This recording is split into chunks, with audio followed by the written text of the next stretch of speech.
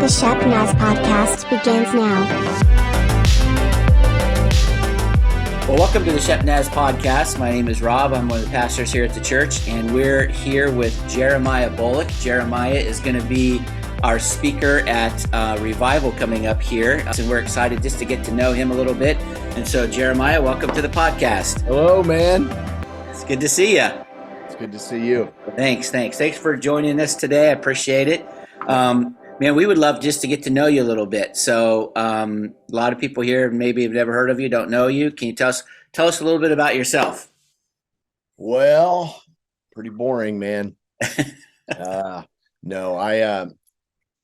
my wife and I have been traveling in evangelism. Got a call back in college. It was before college, after I got out of the Marine Corps, and started traveling in 95. My wife and I, started traveling in 95. Met my wife in 95, and then while we were dating, I was still traveling. And then we got married in 98 and moved out on the road. My parents and her parents and her grandparents freaked out because she quit school and we moved out in a Ford Escort, lived in a Ford Escort, didn't have an apartment, didn't have a house, and just went on the road, held 76 revivals our first year, and never looked back. So, man, that's awesome. Awesome. I don't know if it's wise. My son did that. I'd freak out, but it's okay for you to do stuff, but just not your kids, right? That's what my wife said. That's what my wife said. I understand that. So, where are you guys from? Indiana, northeastern Indiana, Muncie. In fact, I'm going there next week for a revival. Oh, awesome. Sweet. Good deal. And you were in school. Where did you go to school? So, just give you a really quick, brief kind of synopsis. Grew up in a religious home in a religious area, and my mom and dad got a divorce. Really rough background, rough family, rough area of town, and we were poor.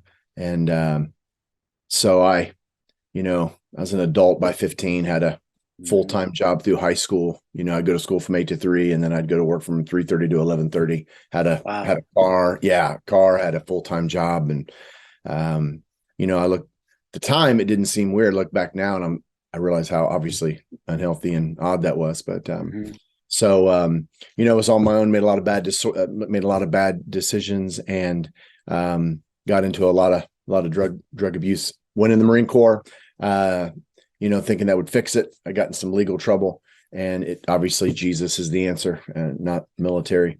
Yeah. And so it only progressed. And I was discharged in 95 with a bad discharge due to drug use. And military family took me in off the road, took me I was living out of my car, and surprised me with a Billy Graham crusade. Took me out one night, took me to a Billy Graham crusade. Wow. Didn't tell me we were going. And I had an encounter with the Lord, man. Changed my life forever. Ended up coming back to Indiana, left California, and, got moved in with an old lady.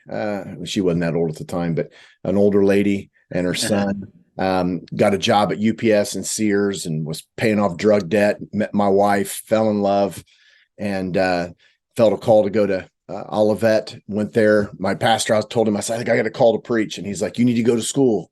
And I was like, I barely got out of high school. So, because I didn't study. I graduated 87 out of 91 in my high school class.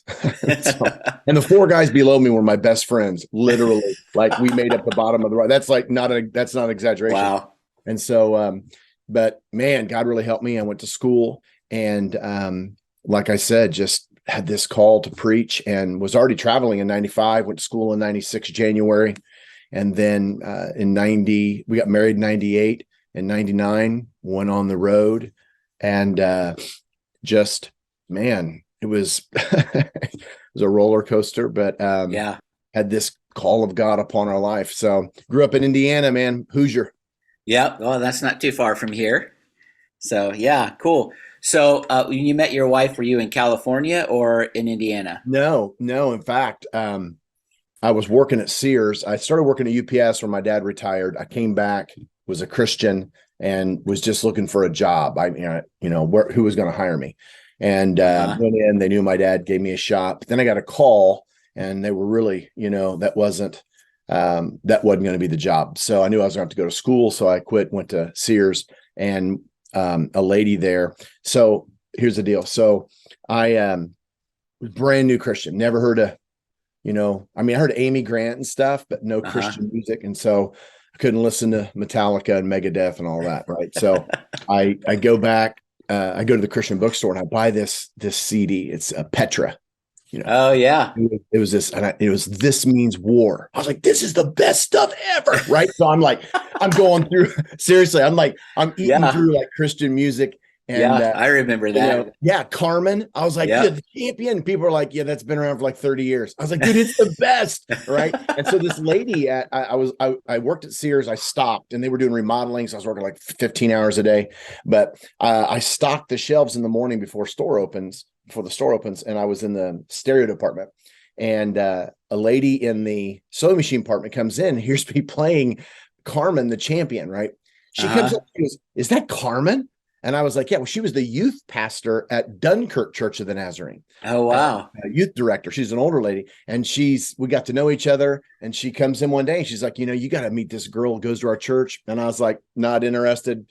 I'm going to Olivet. There'll be girls there. I'm not staying in Indiana. And then she brought in a picture, and I was like, oh, well, maybe she needs ministry. Right. And so I scheduled her for a blind date, and we scheduled a blind date. And I took her to a revival at Southside Church of the Nazarene. And yeah, man, I knew she was the one. Wow. That's awesome. That's great. So how long have you guys been married then? We got married in 98 May. So this is 25 years this year? Yeah, 25. Oh, the old silver anniversary. Yeah, wow. But we celebrate October 9th, which is our first date, because we've been technically holding hands for 28 years. So that's what that's funny. That's awesome. I remember Petra and all that kind of stuff. I think the first concert I went to was Second Chapter of Acts, and I don't even know if they're alive anymore. But it was really old school, and then Amy Grant and all that kind of stuff. So yeah, that's awesome. Join Shepherd Church for revival services April 23rd through 26th with Jeremiah Bolich. You could only see who you are.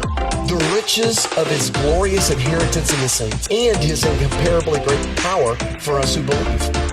And then he demonstrated in how he raised Jesus from the dead.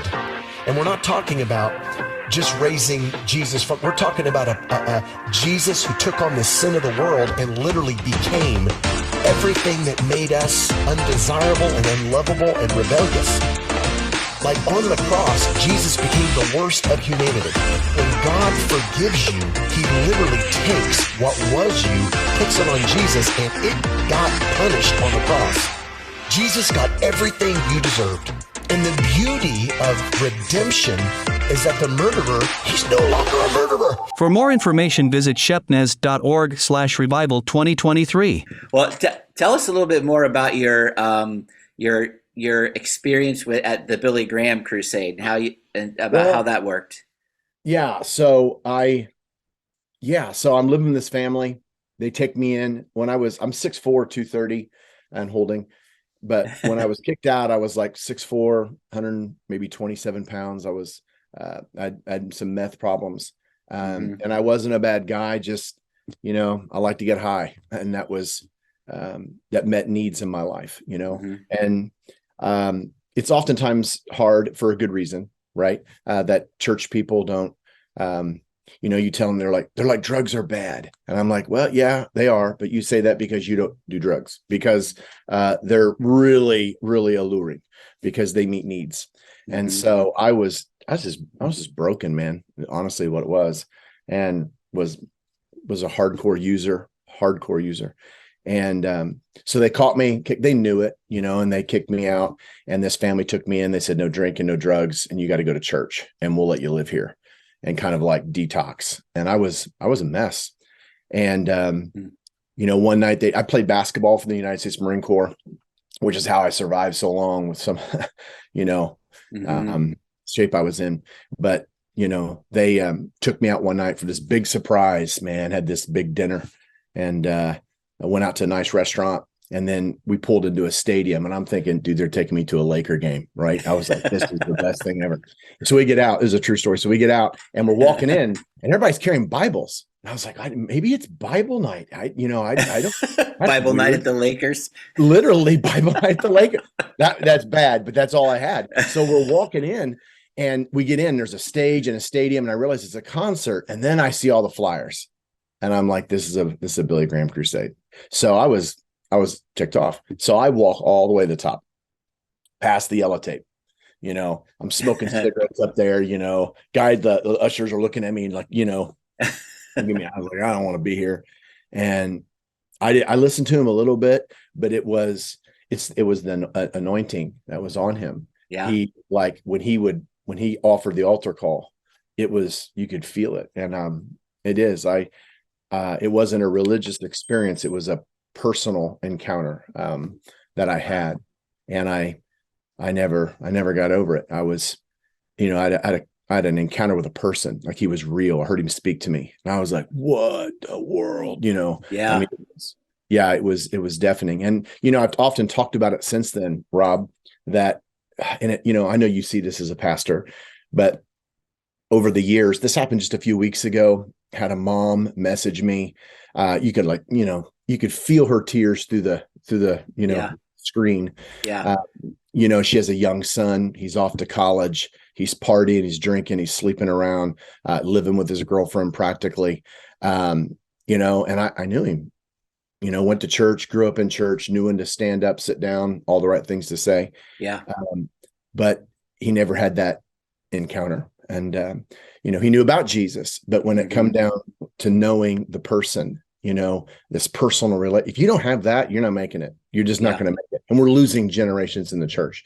So that's been a dominant element of my life in ministry, which is why Rob McCorkle and I and Corey Jones and Chad Seabright, some of these guys I run with, they're encounter-based ministries. Like the idea of just coming in and doing some, good sermons and being funny, and I can talk, and I'm a fairly likable person, but that's not going to change lives. Yeah. They got to have an encounter with a person. In fact, really quickly, you had written on one of your notes about funny revival stories. So I'd come back, and Rob, I was a bad guy. I was a bad guy. People was like, "Oh, you weren't a bad kid." I was like, "No, I was a bad kid." And so this was a few years ago. I go back to Selma, to Muncie. They're having a revival. They have me for revival, and they post pictures of me everywhere, all over town. And I'm nervous. I'm never nervous, but I was nervous who's going to show up. And all these people from my high school and teachers showed up that week. Wow. But out of all of them, a guy named Mr. Kirkland, hilarious.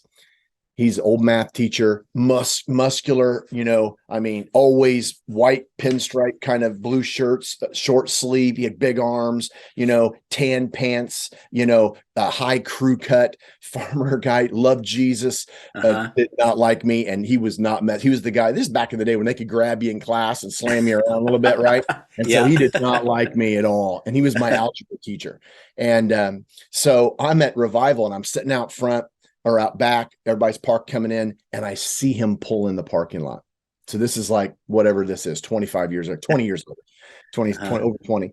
And he gets out of the car. He's got his Bible. He's driving the same car.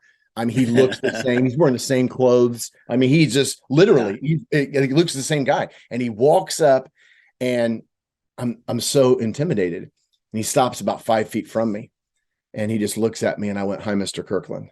And he goes, "Jeremiah." And then he goes, "I had to see this for myself." And he showed up at service, dude. He came every single service. Wow. And he would just sit there in the audience and cry. And afterwards he'd come up and he'd hug me, and he'd say, "I'm so proud of you." That's awesome. And I just looked at him. I was like, dude, I'm different. So, my testimony is not like, I got my act together, and I buckled down. I got on the narrow. I started going to church. It was none of that. I was I got tanked by Jesus. I mean, I think wrecked is the Yeah. word that the younger generation uses. And Yeah. I was never the same, man. And that's what I talk about every week. If That's you don't awesome. have that, you're missing out, man. Yeah. Yeah. He's probably a guy who you probably never knew it at the time, but was praying for you and that kind of stuff, and then showing up at the revival. Just that's a really cool story. Gotta That's awesome. have to have a ton of those guys for me Yeah. to That's not all of the conversation between Pastor Rob and evangelist Jeremiah, so tomorrow we will pick it back up to hear more. As always, find out the latest from Shepherd Church by going to shepnaz.org or reach out to us by emailing podcast@shepnaz.org. Subscribing and giving us a 5-star review really helps. You could just tell a friend the old-fashioned way. For Pastor Rob and evangelist Jeremiah, I'm Joe. Have a great day. This podcast is a production of the Shepherd Church of the Nazarene, Gahanna, Ohio. Email to podcast@shepnaz.org and let us know what you think.